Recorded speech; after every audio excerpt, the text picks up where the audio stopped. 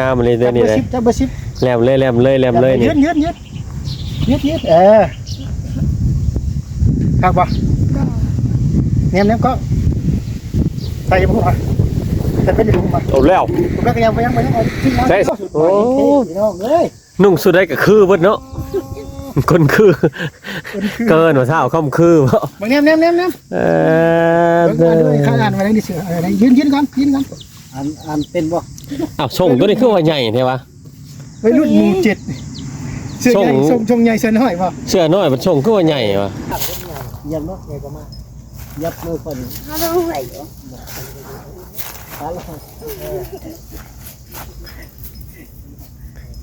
่ ปะพอได้กระป๋อมตัวหนึ่งล่ะ ไม่ใช่ กระป๋อมนี่ชงแล้วนี่กระป๋อมตัวหนึ่งแล้วพอได้ลาบกินแล้ว ชี้ไว้ดีเด้ออย่าทำชี้เลยเด้อ ตัวหนึ่งก็ได้นี่ ยั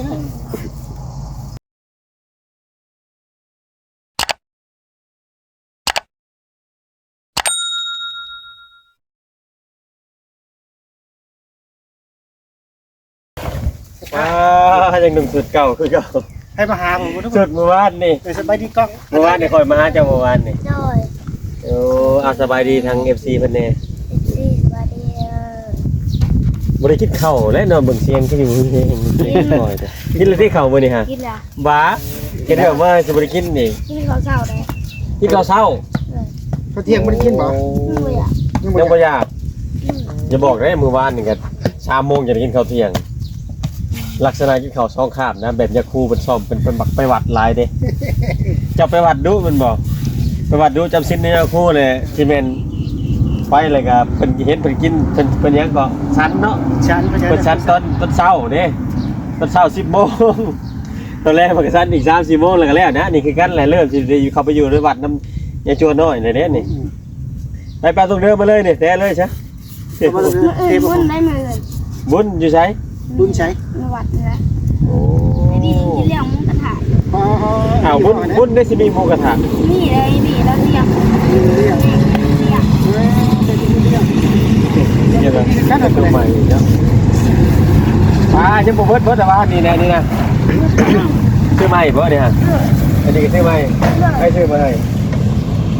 สบายดีเด้อ FC ของอาไทยเด้อลืมสบายดีกินน้องเลยขอจดขอ ให้ ไป กินเนื้อหนูก่อนเด้อ ใส่ลมถิ่นเซโนนะพี่น้องนะ เพราะนั้นเจ้าเห็นไว้มันคิดเกลียด วันนี้มาลีดน้ำน้องสุดฟ้ากับทีมงานกับหมู่บอกแก้วกำลังจะออกมาทุกคน เขาเห็นคืนแม่ง บอกแก้วยังบนฮอดกับบอก เจ้าน้ำก้อนแสงคืนเจ้าน้ำก้อนลูกหน้าจอมันยิง มื้อนี้เอามากับยูทูบเบอร์มือใหม่ให้เป็นมือกล้องก่อนมื้อนี้ ซ่อมก่อนเนาะ ชอบเป็นมือกล้องก่อนโทรศัพท์ยังบ่ได้ติดฟิล์มมื้อสิพาไปให้อัน เป็นมือป้าจุ๊บ พามื้อให้บ่าวไซลมเฮ็ดให้เซ็กให้จักเป็นอะไรค่อยเมื่อยแต่เข้า นี่เรา ตั้ง ซ่อม แล้ นี่เรา ว ซ่อมครับยัง ลึบเหลือหายแล้ว ตั้งไม้ไปจัง ตั้งใหม่เบิดเลยโลด เดี๋ยวตั้ง ผ่านอยู่ว่าโทรศัพท์เบิ่งโทรศัพท์ ไปผ่านอยู่ ผ่านอยู่เนาะทางยังบ่ได้บีบหน้าจอเบิ่งได้จักผ่านเบิ่งให้เบิ่งชมหน้า วันนี้ก็ถ่ายคลิปเป็นก่อน ให้ชมเบิ่งให้เบิ่งชมหน้า วันนี้ก็ ยูทูบเบอร์เบิ่งใหม่กันนี่ จุดเมื่อใหม่ ยังบ่ได้ตั้งช่องหาใกล้ๆสิตั้งแล้วมื้อนี้เพิ่นมายามน้องสายผ้าเพิ่นมายามน้องสายผ้า น้องเพิ่นนี่เด้อ อาญาเป็น มีหยังก็ฮักแพงคือกันคือเก่าหั่นแหละบ่มีแนวให้จัก น้องสายผ้า ให้อาจารย์ถ่ายคลิปเจ้าเด็ด น้องสายผ้าหันเจ้าสิบ่ฮู้ดอกเจ้าฮักก็เคยมาว่าน้องสายผ้าที่มาของน้องสายผ้าเป็นจังไดจังบ่ฮู้ แม่นฮักก็มามื้อนี้แหละมื้อแรกเด้อพี่น้องเด้อ เจ้ากายมาอยู่แต่เถื่อเจ้าบ่สังเกต แม่น แม่นบ่ล่ะเออ การมาอยู่แต่ว่าบ่ฮู้ว่า เจ้าฮู้บ่ว่าน้องสายผ้าเพิ่นนี่อยู่กับไผ เขาอยู่คนเดียวเราบ่ อยู่ผู้เดียวได้จังมั้งพ่อแม่เราบ่ได้อยู่ได้ เก่งอย่างนี้เนาะ อ้าวเป็นไตต้นแล้วบ่เจ้าว่า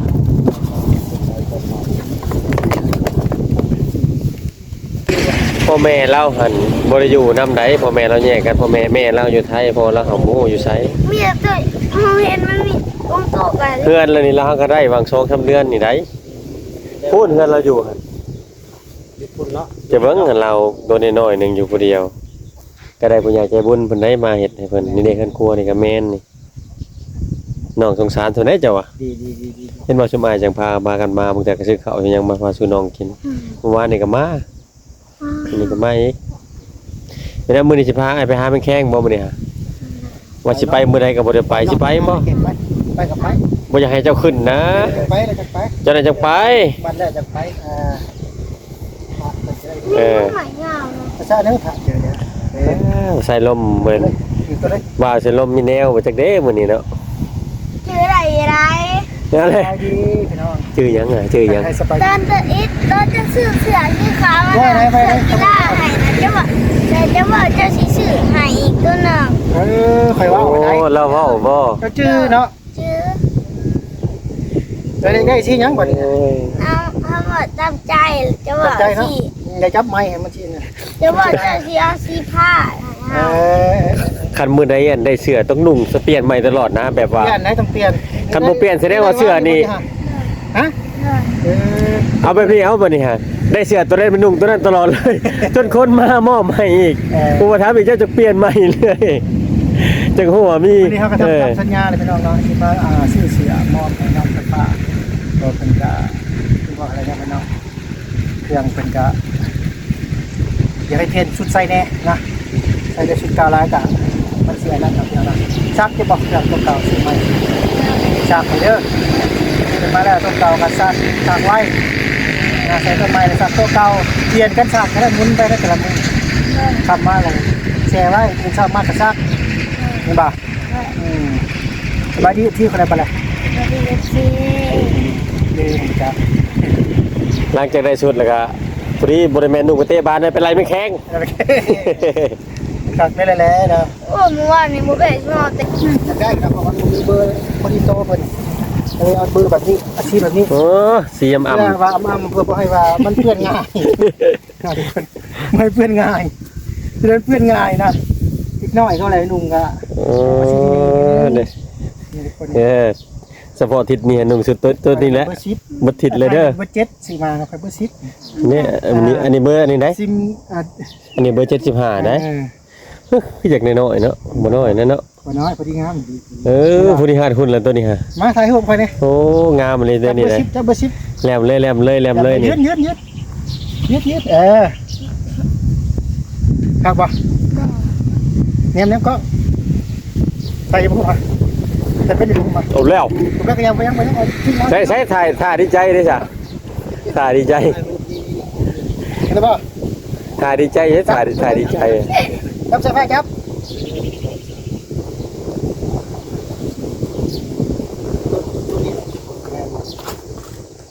แต่ไปนุ่งโซ่มันไปนุ่งโซ่เลย ถ่ายเรียวๆเลยทุกคนเลยบุญมียังถ่ายเรียวๆเลยทุกคนนี่เนาะ ไปเปลี่ยนโซ่เลย เปลี่ยนโชว์อะไรไปเปลี่ยนโชว์ FC เนี่ย ส่งก็คือกันหมดเลยส่งเนาะสีดำ มาแล้วมัน มัน3สุดเลยสีดำน่ะไปเปลี่ยน นี่ทุกคนไปเปลี่ยนมาปฏิกาเบิ่งตอนทำงานนะมาใส่ชุดใหม่มาแล้วพี่น้องมาแล้วนี่โอ้ชุดใหม่พี่น้องเอ้ย นุ่งสุดได้ก็คือเบิดเนาะคนคือเกินว่าเท่าค่ำคือบ่ บางเนมด้วยข้าอ่านไว้ในเสือยืนก่อนอ่านเป็นบ่ อ้าวส่งตัวนี้คือว่าใหญ่แท้วะ ไปรุ่นหมู่7เสื้อใหญ่ทรงใหญ่เสื้อน้อยป่ะ เสื้อน้อยมันส่งคือว่าใหญ่วะ ดึงขึ้นอีกส่งกันดึงขึ้นอีก ส่งใส่เมค่าเขาจับเบอร์ให้ผิดบ่จัก กูดิ ขาดราคาส่งยังกันน่ะโอ้ เป็นยุ่ม ชุ่ม ยุ่ม ถ้ากันยิบแล้วใหม่ๆนี่นี่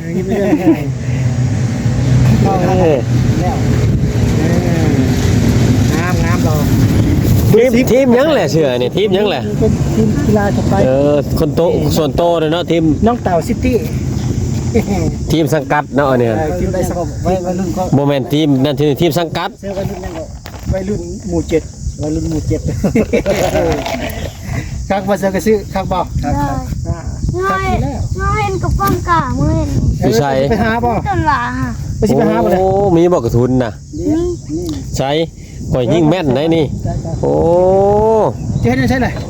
ตอนนั้นข่อยสิไปยิงกับป้อมกาเด้อ แล้วมาไทย ต้นหว่ายังไงนะ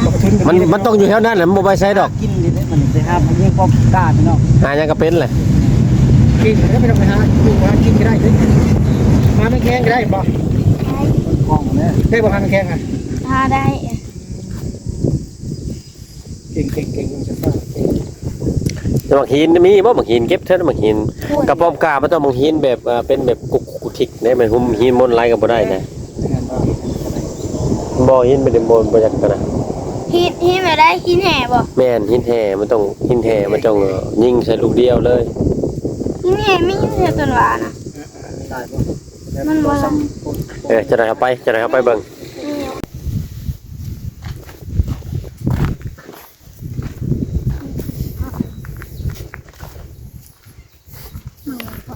ไปนำใส่ผ้าครับ ำเขาเห็นนี่แหละ ไข่เด้อใส่ผ้าต้องกอบเนาะง่ายอยู่กอบจะสิได้บ่ได้ มันกับพวก ไปตรงนั้น ออกมาตรงออกมา หักอันนั้นไอเห็นแล้วกระป๋อมตัวหนึง ที่จะ นี่มันอยู่ในนั้นแหละแต่ตัวนี้มันเล็กน้อยเด้แกส่งลงเลยแกส่งลงไปก็เห็นอะไรกระป๋อมน่ะ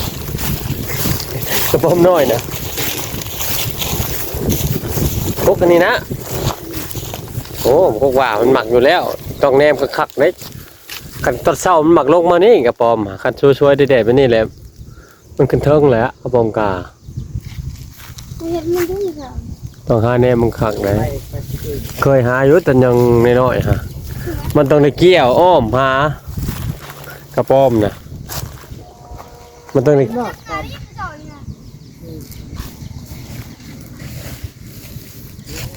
บ่เห็นก็สิเอาในท้องส่งนั่นแหละกระป๋อม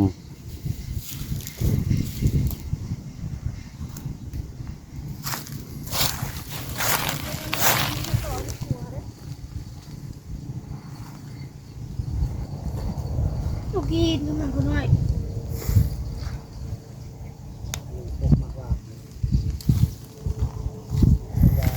มันไปทางงาได้ งานนี้มีจอยน้องเห็น มาพี่งาตัวนี้บ่ต้นๆนี้ เลย มันโดดหรือบ่จัก มันเห็นมันมีจอยนี้เห็นมันมางานนี้ พวกบอมกาใจเด็ดได้เฮ้ย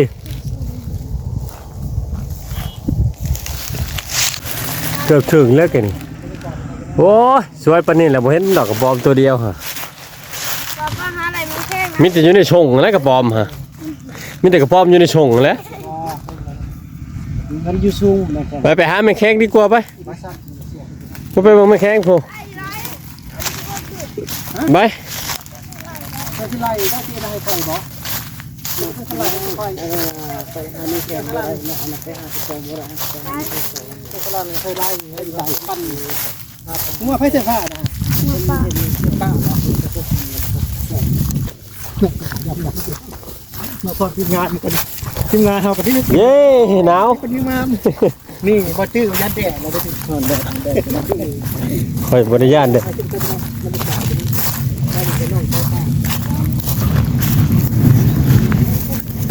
แต่ฟ้าฟาลุยนี่คือคนใต้นี่ ใบไม้นอนไปนี่หั่นเดี๋ยวว่าบ่ได้แล้วมันจับ แข่งนี่ทำลาวเลย โอ้ยเจ้าเจียมทาอะไรลูก จะเฝ้าสั่นติ คือสลัดบ่สะปะ แนมหามันก่อนละสั่นมันบ่ได้ได้ สิขึ้นบ่ขึ้นได้บ่แหละ ไอ้ บ่ได้ก็บ่ขึ้นได้ฮะเงิน มันได้บ่ขึ้นได้บ่จะไปเฮ็ดได้ บ่ขึ้นก็ยา เมื่อน่าก็ขึ้นได้เลยนะ บ่ขึ้นบ่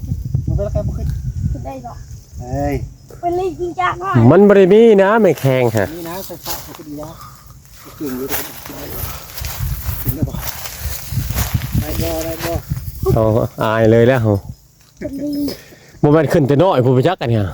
ขึ้นมา8 ปีเลย ขึ้นแต่8 ปีผู้ ปีแล้ว ตอนนี้อายุหั่งตอนนี้หั่งอายุ9 ปี 8 ปีปลาย อยู่6ปีขึ้นมา9ปีอยู่6 โอ้ ทะเลอะไรเนาะ เดี๋ยวสิสลัดนิดนึงเลย ป้าไหลไม่แข็งวะ โดยเฉพาะ ว้าวจะมีปีกแล้วไหลไม่แข็ง คุณให้น้องฟ้าเขาไม่ได้ทำให้ขึ้นรถขึ้นเองก็จะเป็นแล้วเป็นนกแล้วว้าวจะมีปีกโอ้โห เทียมทาอะไรแล้วนะ มาให้เตรียมถ่าไหลให้ไหลมัน ฉันจะเป็นต่อปีนี่ บุกชูมแล้วบุกชูมนะกินไม่ได้เรื่องหรอพ่อ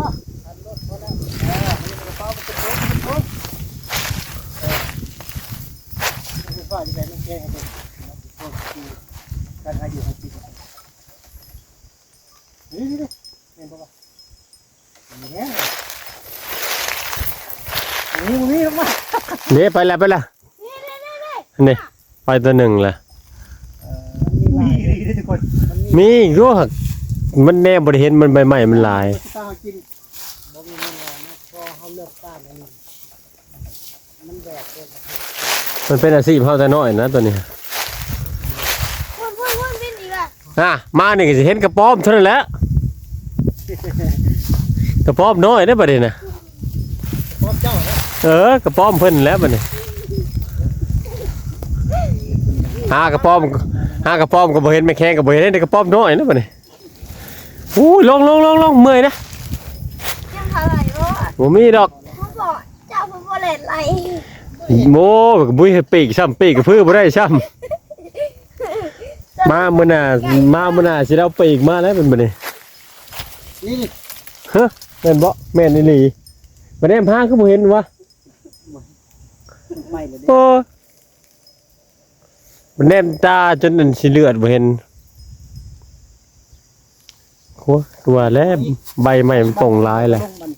สั้นนี่มัน สาเฮาเอาแต่เก่าหั่นโน่มัน โอ้กลางคืนนี่ได้เนี่ยเขา หลายได้แต่เก่าเฮาเอาช้าเอาแต่สมัยตอนเฮายังน้อยหั่นดอก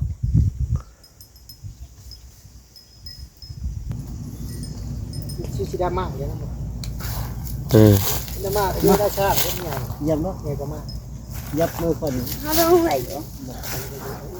ตาละคน ไปพอได้กระป๋อมตัวหนึงล่ะ ไม่ใช่ กระป๋อมนี่ชงแล้ว เจ้า นี่กระป๋อมตัวหนึงแล้วพอได้ลาบกินแล้ว ชี้ไว้ดีเด้ออย่าทำชี้ได้เด้อ ตัวหนึ่งไม่ได้นี่ ชี้ได้ ไปเมื่อ พอเพื่อนพี่น้องไปเจอกัน เมื่อโผตีนกับใส่เกือบเล็กอีกโมเมนต์พอใส่เกือบย่างนี่เกือบนั่งย่างนี่ตีนฮะมันก็บริใส่ได้เกือบตลาดบริกินเพันดอกพอใส่เกือบนั่งย่างแท้ แข่งกันบ้าง ไป แข่ง แข่งกับบัวไว้เจ้าแล้วเจ้าเป็นมีปีกมีทั้งกระป๋อมมีทั้งปีกโอ้ยโอ้ยยำมันก็ลิ้นบานนี่ เหมือนกันทุกตัว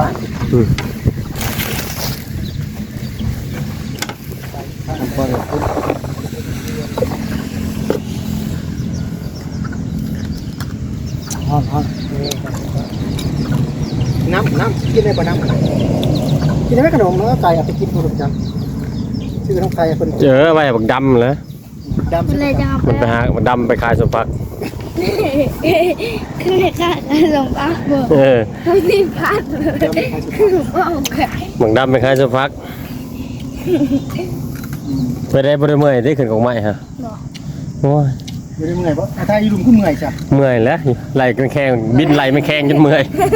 ถ้าอยู่มันเมื่อย บินไหลมันแข้งจนเมื่อย